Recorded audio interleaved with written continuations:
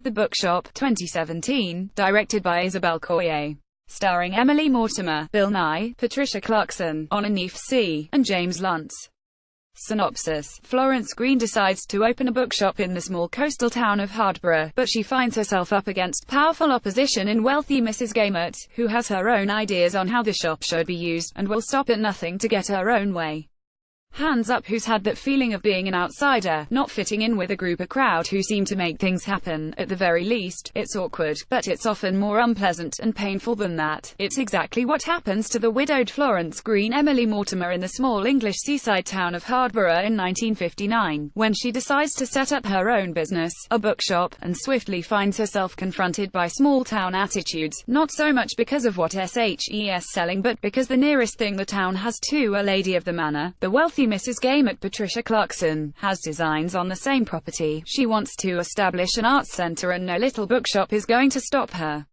At first sight, this looks like a British chocolate, but with books, the townsfolk are introduced to adventurous titles such Lolita and Fahrenheit 451, but, to the film's credit, it eschews the predictable moral outrage route and goes for something more subtle, with good old-fashioned snobbery as its target. Mrs. Gamut concentrates on political means to oust her rival, her measured, soft tones being nothing more than a front for somebody who will have their own way at any cost. Florence, however, does have an unlikely ally, Mr. Brunish Bill Nye, a recluse living alone in a mansion which recalls the spirit of Satis House, the home of great expectations Miss Havisham. Through Florence, he discovers the works of Ray Bradbury and even goes head-to-head with Mrs. G to plead her case.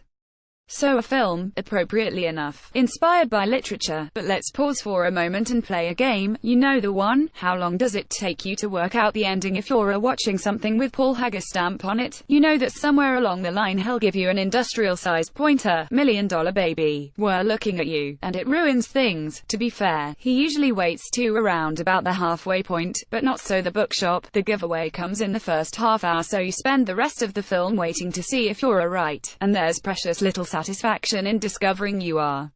Which means the film is on a hiding to nothing. Even Bill Nye, who steals every scene HES in and there's not enough of them, can't quite save it. Whenever the storyline starts to sag, which it does regularly, and you start wishing he was on the screen, back he comes with his gangly walk, ready to deliver another pearl of wisdom with a slice of irony on the side. But this time, HES not playing it for laughs. He gives Brunish a genuine pathos, and it's a beauty understated piece of acting. Mortimer is spirited and sensitive as Florence, and Clarkson elevates her character into something more than just a boo-hiss villain, although the same can't be said for her English accent. The fact that the three of them are so good highlights the shortcomings of James Luntz as the local cat who hams it up so much that it's like watching a young Frankie Howard, but without the obvious toupee.